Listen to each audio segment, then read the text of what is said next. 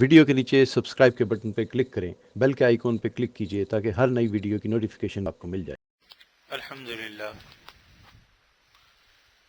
نحمده ونستعينه ونستغفره ونؤمن به ونتوكل عليه ونعوذ بالله من شرور أنفسنا ومن سيئات أعمالنا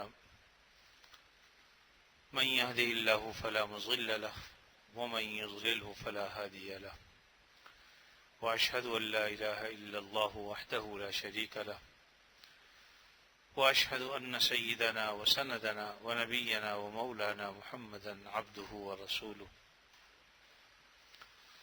صلى الله تعالى عليه وعلى آله وأصحابه وبارك وسلم تسليما كثيرا.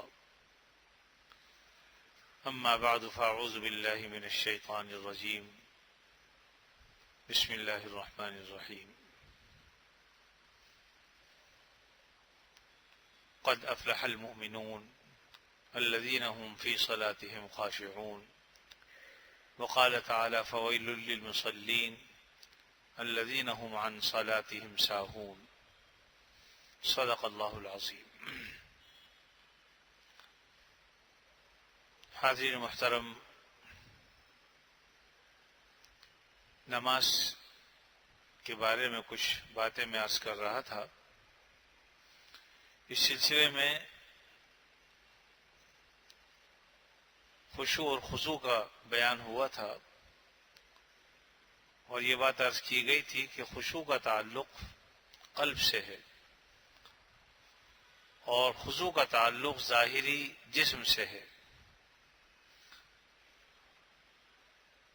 نماز میں یہ دونوں چیزیں مطلوب ہیں، خشوع بھی ہو خضوع بھی ہو. اس کی حقیقت آپ جان چکے ہیں. چنانچہ میں نے عرض کیا تھا کہ پہلی سیڑھی خشوع کی یہ ہے کہ آدمی طہارت کے ساتھ نماز پڑھے، کامل طہارت سے. جتنا اچھا وضو ہوگا اتنی اچھی انشاءاللہ نماز ہوگی. اسی طریقے سے نماز کے دوران جو ہم تلاوت کرتے ہیں ان میں غور کرنا، یعنی الفاظ کی طرف غور کریں. تیسری بات، اس کے معانی کی طرف غور کرے، معانی کو سمجھنے کی کوشش کرے. یہ وہ چیزیں ہیں یا وہ سیڑھیاں ہیں جن سے انسان کو خشوع حاصل ہوتا ہے. قلب کا تعلق اللہ کی طرف ہوتا ہے اور انسان کی نماز میں خشوع پیدا ہوتا ہے جو اصل مطلوب ہے. تو اس سلسلے میں نماز کو سنت طریقے پر ادا کرنا، اعضاء کو صحیح رکھنا، تکبیر تحریمہ کے وقت، قیام کے وقت، رکوع کے وقت، رکوع سے کھڑے ہو کر جلسے کے وقت، اور پھر سجدے میں جاتے ہوئے دونوں سجدوں کے درمیان، اور اسی طریقے سے التحیات میں بیٹھتے وقت، اور جلسہ جب ہم یعنی التحیات سے پہلے دونوں سجدوں کے درمیان بیٹھتے ہیں اس میں ہاتھ کس طریقے سے رکھے ہوئے ہوں. تو یہ ساری چیزیں آپ سن چکے ہیں. یہ وہ سب چیزیں ہیں کہ اگر ہم انہیں سنت کے مطابق ادا کریں گے تو انشاءاللہ ہماری نماز میں خشوع و خضوع پیدا ہوگا.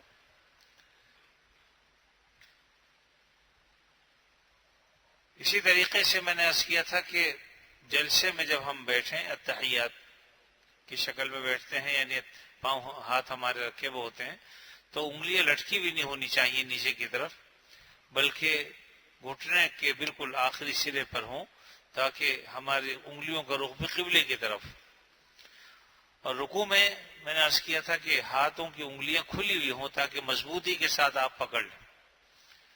اور سجدے میں جب انسان ہو تو ہاتھوں کی انگلیاں بند ہوں، کھلی ہوئی نہ ہوں.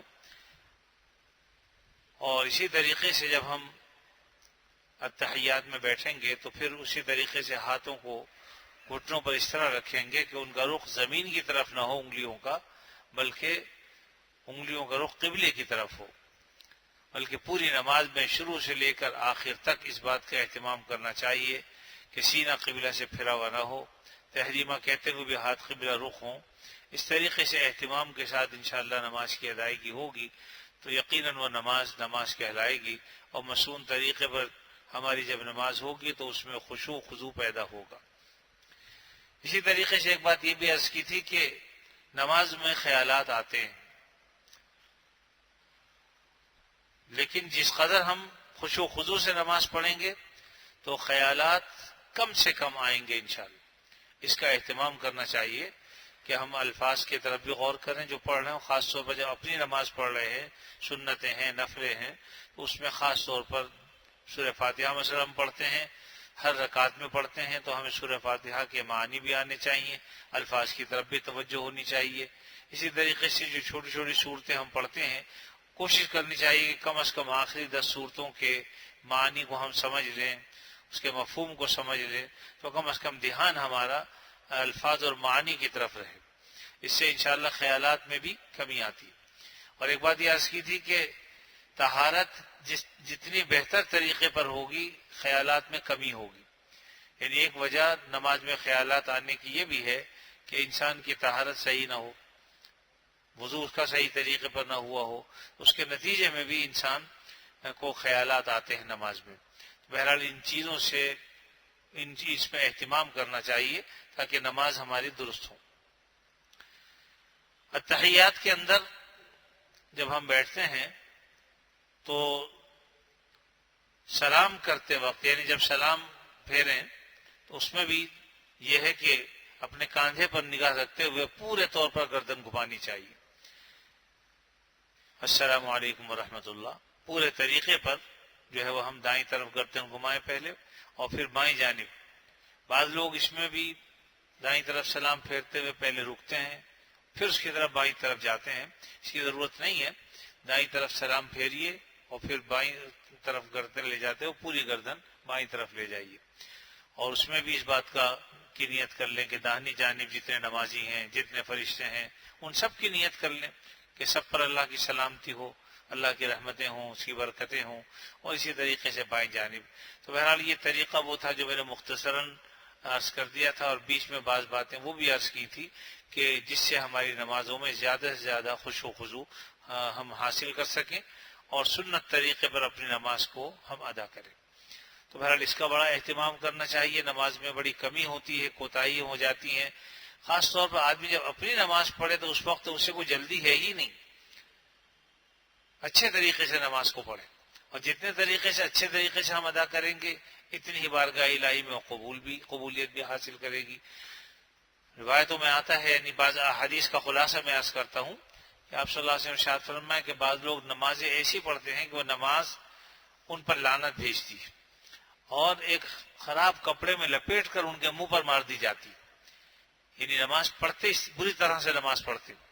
تو اس لیے کوشش کرنی چاہیے کہ ہماری نماز ایسی نماز نہ ہو، بلکہ وہ نماز ہو کہ جو اللہ کی بارگاہ میں شرف قبولیت حاصل کرے اور ہماری نجات کا ذریعہ ہو۔ اسی طریقے سے ایک بات میں نے عرض کی تھی کہ سنت طریقے پر، اب اس کی ایک مثال دیکھیے، یہ سمجھ لیجئے کہ حدیث میں آتا ہے کہ یہ آپ سن چکے ہیں کہ جب آدمی کھڑا ہو تو اس کی نگاہیں سجدے کی جگہ پر ہونی چاہیے۔ اس کا مطلب یہ ہے کہ آنکھیں کھلی بھی ہوں، اگر بند ہوں گی تو نہ سجدے کی جگہ نہ کہیں اور۔ تو سنت طریقہ کیا ہے؟ سنت یہ ہے کہ جب ہم کھڑے ہوں تو ہماری آنکھیں جہاں ہم نے سجدہ کرنا ہے سجدہ گاہ میں ہوں، سجدے جہاں پیشانی جہاں پر جا کے ٹکے گی وہاں پر ہم نگاہ کو رکھیں۔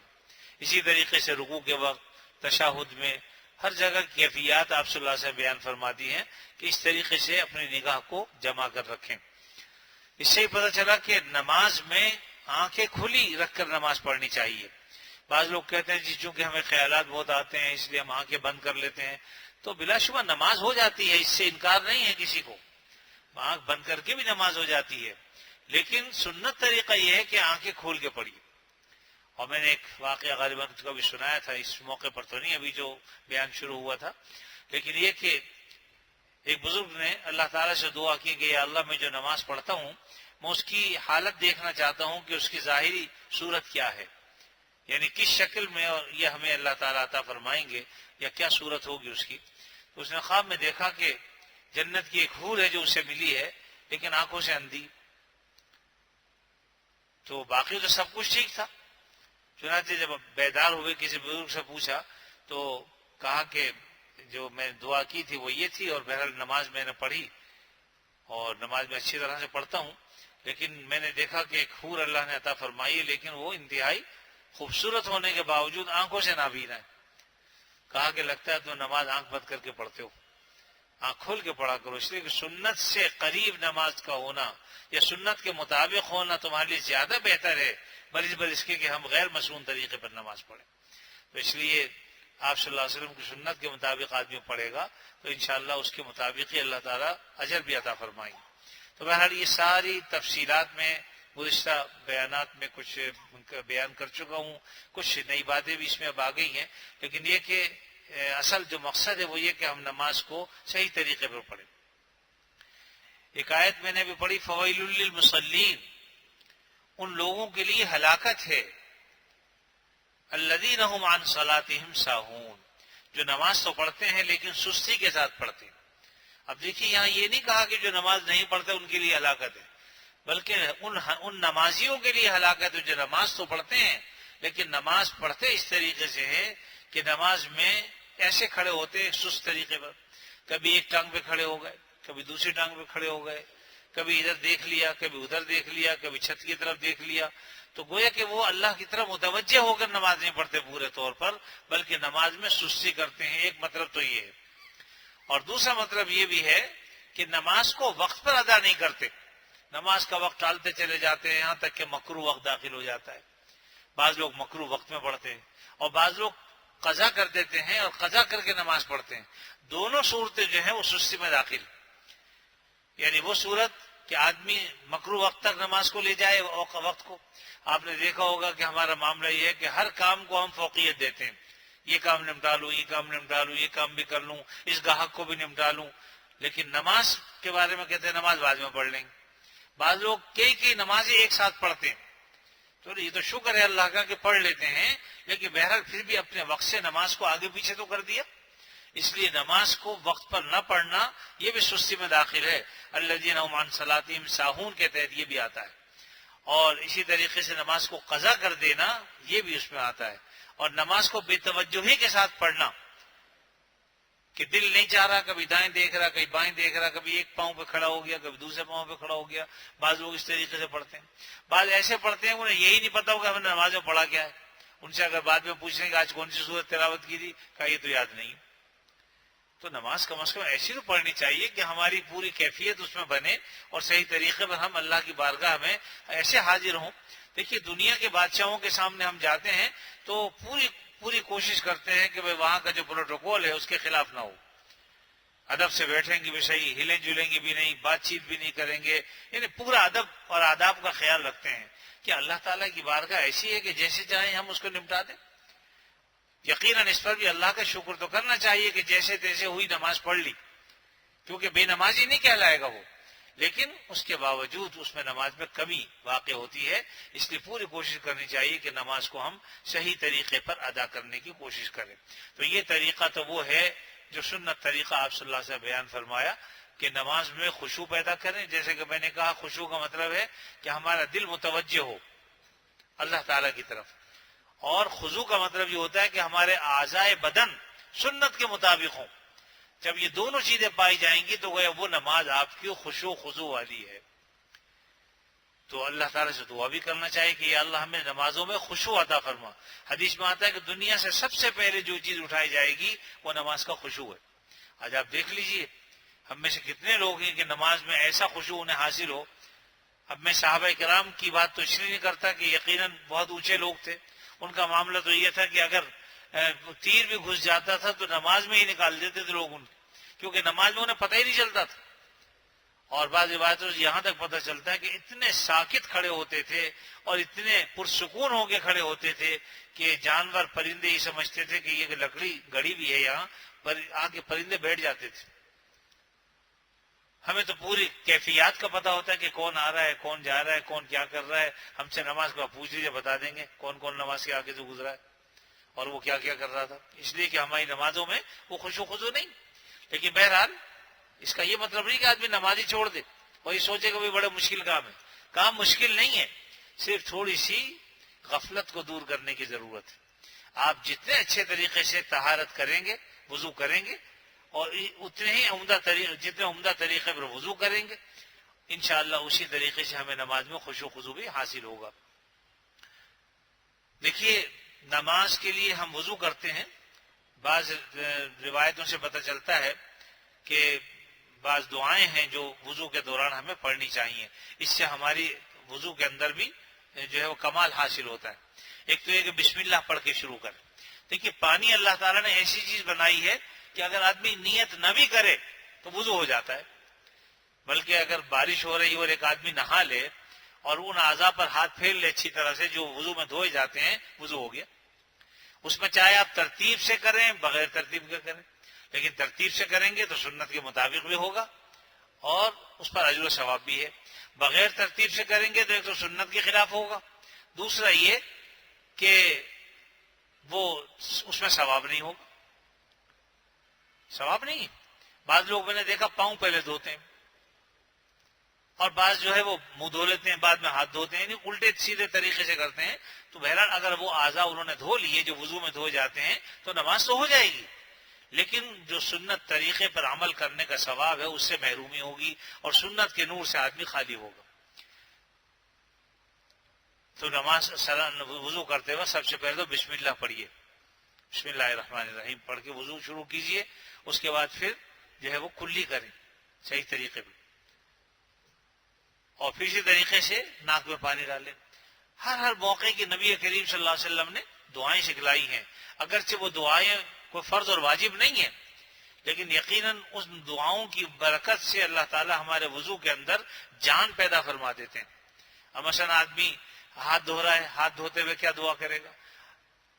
اللہم آتنی کتابی بیمینی ولا تعطنی کتابی بشمالی، یا اللہ میرے نامہ اعمال داہنے ہاتھ میں دیجیے گا، بائیں ہاتھ میں مت دیجیے۔ اب آپ کر رہے ہیں وضو، لیکن دیکھیے کہاں آپ کا یہ دعا جب آپ نے کی تو کتنی اعلیٰ دعا آپ نے کر لی، اللہم آتنی کتابی بیمینی ولا تعطنی کتابی بشمالی۔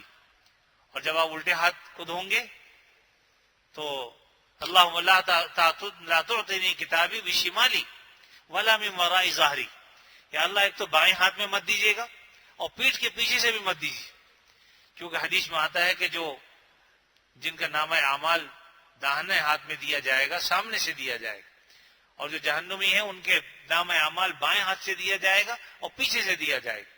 تو اس لیے دیکھیے آپ جب دعا کر رہے ہیں تو آپ نے اپنے لیے کیا کچھ مانگ لیا، اپنے لیے جنت مانگ لی کہ یا اللہ مجھے داہنے ہاتھ میں کتاب دیجیے، نامہ اعمال دیجیے۔ اب آپ سر کا مسح کر رہے ہیں، اللہم ظلنی تحت ظل عرشک یوم لا ظل الا ظل عرشک، اے اللہ مجھے عرش کا سایہ عطا فرمائیے اس دن جس دن اس کے سوا کوئی سایہ نہ ہوگا۔ قیامت کے دن سوائے عرش کے سائے کے کوئی سایہ نہیں ہوگا۔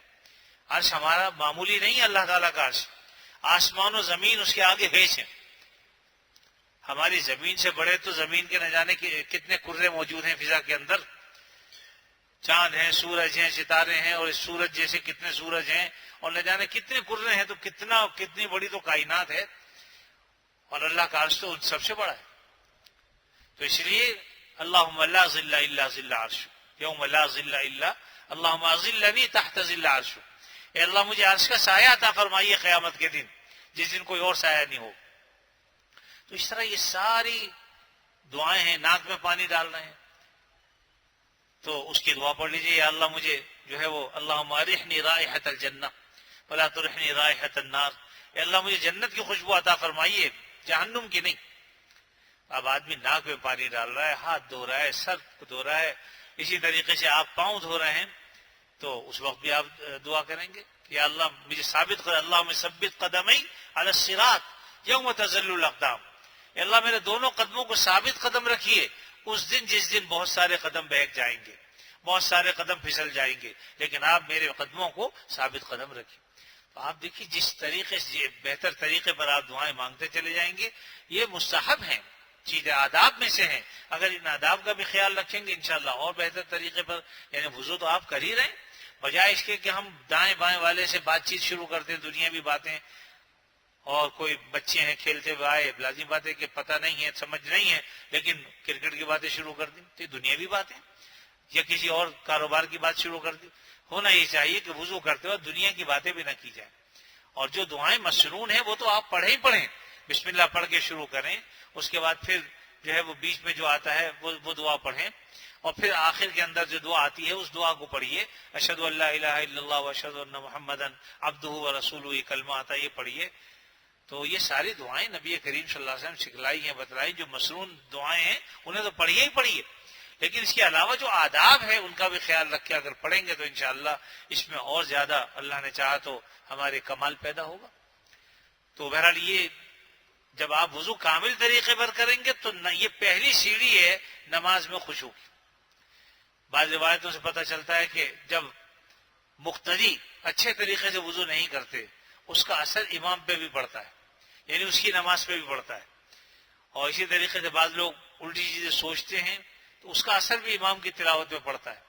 ایک مرتبہ غالباً آپ صلی اللہ علیہ وسلم تلاوت فرما رہے تھے تو اس میں کچھ صاف ہو گیا کوئی بات، تو آپ نے بعد میں فرمایا کہ بھئی تم نماز میں کیا سوچتے رہتے ہو، جس کی وجہ سے اس کا اثر مجھ پر ہوا۔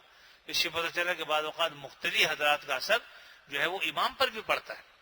تو ان تمام چیزوں کو کا لحاظ رکھتے ہوئے ہمیں اپنی نماز کو صحیح طریقے پر جو ہے وہ ادا کرنا چاہیے، تاکہ نماز ہماری اللہ کی بارگاہ میں شرف قبولیت حاصل کرے۔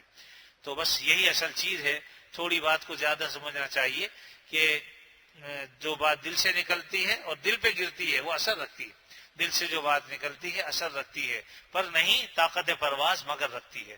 تو اس لیے ہمیں بس اس بات کو خوب سمجھ لینا چاہیے کہ نماز کو ہم صحیح طریقے پر پڑھیں، وقت پر پڑھیں، خشوع خضوع کے ساتھ پڑھیں، کامل طریقے پر طہارت کاملہ کے ساتھ پڑھیں، اور اس کے ساتھ ساتھ نہ صرف یہ کہ اوقات کی پابندی کریں، اپنی اولاد کے لیے بھی ہم اس کو ترجیح دیں۔ بعض روایتوں سے پتہ چلتا ہے، یعنی بزرگان دین نے فرمایا کہ یہ تو ٹھیک ہے کہ ہم اولاد کو کہتے ہیں شروع میں، لیکن بعد میں پھر جب وہ نہیں پڑھتے تو کہنا بھی چھوڑ دیتے ہیں۔ کہنا مت چھوڑیے، کہتے رہیے، جو ہمارا کام ہے وہ ہم ادا کریں۔ بالغ ہونے سے پہلے تک تو اپنے ساتھ لانے کی کوشش کریں، لیکن جب بالغ ہو جاتا ہے تو پھر وہ خود ذمہ دار ہے، اس کے باوجود بھی کہتے رہیے۔ آدمی اگر خدا نہ کرے غلط راستوں پر چلتا ہے تو ماں باپ اس کو کہتے رہتے ہیں دیکھو بھائی طریقہ تمہارا غلط ہے، تم دوست اچھے بناؤ، غلط دوستوں کے ساتھ مت بیٹھو، غلط صحبت اختیار نہ کرو۔ انہیں پتہ ہے کہ اس کے اثرات کیا ہوں گے زندگی پر۔ اسی طریقے سے نماز نہ پڑھنے کے بھی اثرات زندگی پر ہوتے ہیں۔ انسان کے چہرے پر نحوست ہوتی ہے، اور انسان کے کاموں میں برکت نہیں ہوتی، اس کے رزق میں برکت اٹھا لی جاتی ہے۔ بہت ساری چیزیں ایسی ہیں بے نمازی ہونے کی۔ اور پھر سب سے بڑھ کر بات یہ ہے کہ ایک مسلمان اور کافر کے درمیان فرق کرنے والی چیز نماز۔ صحابہ کرام کا معاملہ تو اتنا اہم تھا کہ اگر کوئی شخص نماز پڑھنے کے لیے مسجد میں نہیں آتا تھا تو باقاعدہ تعزیت کے لیے گھر جاتے تھے۔ ہمارے ہاں تو کسی کی موت ہو جاتی تو جاتے ہیں نا، لیکن وہ تو اگر نماز پڑھنے کے تعزیت کے لیے جاتے تھے کہ خیریت ہے آج نماز پڑھنے نہیں آیا بچہ۔ ایک بچہ فجر کی نماز میں ہمیشہ ہوتا تھا۔ سیدنا عمر فاروق رضی اللہ تعالیٰ عنہ جیسا اگر خلیفہ ہو، نماز پڑھانے والے بھی وہی ہوں، تو انہوں نے دیکھا کہ ایک دن وہ بچہ نہیں آیا۔ آپ ان کے گھر گئے، باقاعدہ ان کی والدہ سے پوچھا کہ آج تمہارا بیٹا نماز پڑھنے نہیں آیا، خیریت، طبیعت ٹھیک ہے؟ کہا کہ اصل میں رات کو جاگتا رہا اور نماز میں مشغول رہا، نفلی نمازوں میں، صبح آنکھ نہیں کھلی تو اس لیے وہ نماز۔ فرمایا کہ اس سے بہتر تھا کہ وہ رات کو سو جاتا اور صبح کی نماز جماعت سے پڑھتا۔ اس سے ہی پتہ چل گیا کہ نفلی عبادات کے لیے راتوں کو ساری رات جاگتے رہیں اور فرض نماز ہم کھو دیں، یہ مطلوب نہیں ہے۔ فرض نماز جماعت سے پڑھیے، کیونکہ نفل نماز اگر کسی وقت رہ بھی جائے گی اس کی تلافی ممکن ہے۔ آپ 4 رکعت پڑھتے ہیں، 8-10 رکعتیں زیادہ پڑھ لیں کسی وقت تو کچھ نہ کچھ تلافی ہو جائے گی، لیکن خدا نہ کرے اگر فرض نماز رہ گئی تو یا تو وہ قضا ہو جائے گی یا اپنے وقت سے ہٹ کر پڑھیں گے۔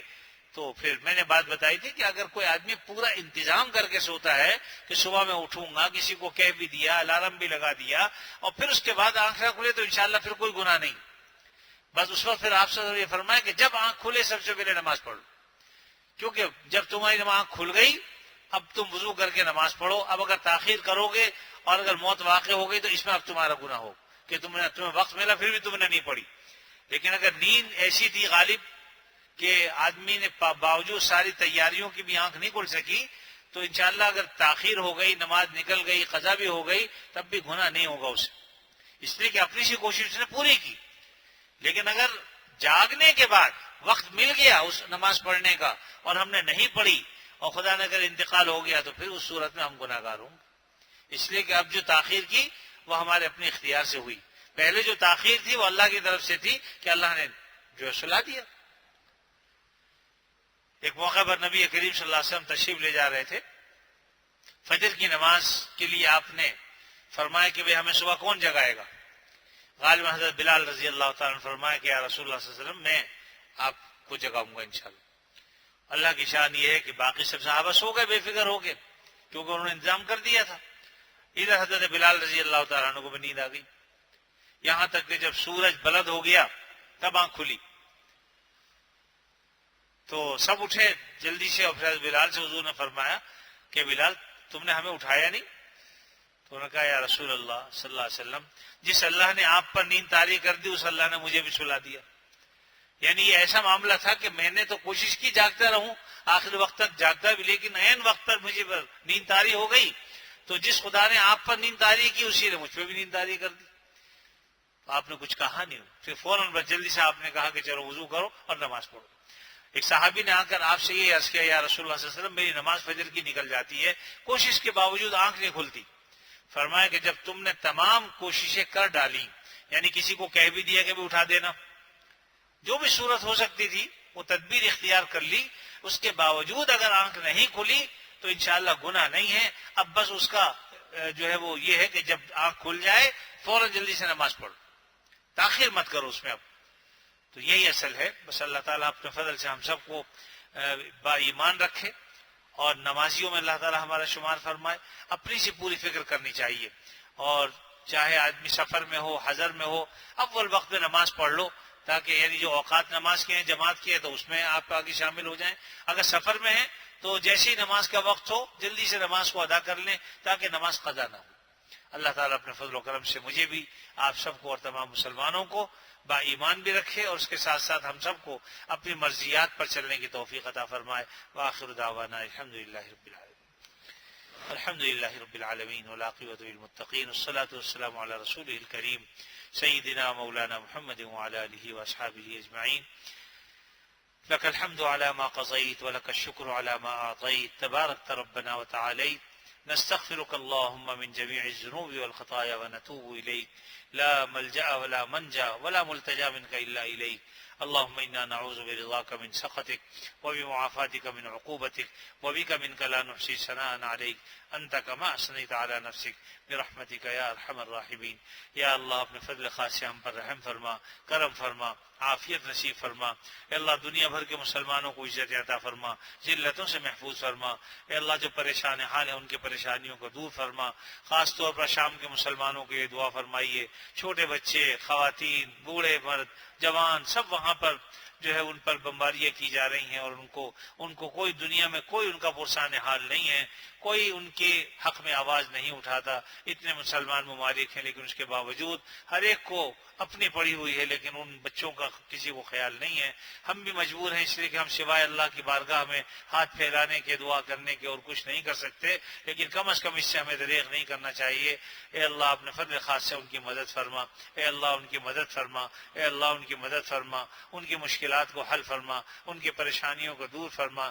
یا اللہ بچوں کی وجہ سے بڑے بھی پریشان ہیں، اے اللہ تو اپنے فضل و کرم سے ان سب کی پریشانیوں کو دور فرما کر ان کو راحت عطا فرما، اے اللہ چین عطا فرما، اے اللہ اپنے فضل و کرم سے عافیت نصیب فرما۔